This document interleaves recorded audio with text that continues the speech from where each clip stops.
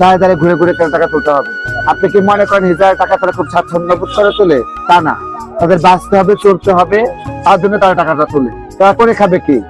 বাংলাদেশে দেখেন, আমি একটা দোকান বসেছি, এখানে আমরা 5 জন হিজড়া কালেকশন করতাম, তারপরে আমি একটা দোকান বসেছি।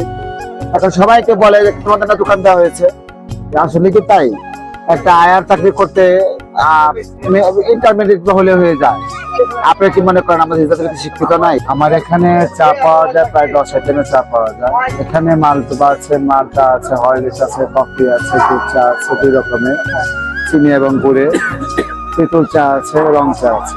বিজনেস করার পরিকল্পনা আমার 2016 সাল থেকে, আজকে নতুন না। আমি এরিয়াতে কালেকশন করতাম, এখন বিভিন্ন মহলে তদবির করেছে, একটা দোকানের জন্য হয়নি, বা রাজনীতি উচিত ছিল না, বা আমার ভাগ্যে ছিল না, বিদায় হয়নি। সে 2000 থেকে শুরু করে 2016 থেকে শুরু করতে করতে 2024 এসে পেলাম। যারা হিজড়া পেশা করছে, তারা হিজড়া পেশা কর্মকর্তা হিসাবে যদি আমাদের নিয়োগ করা হতো,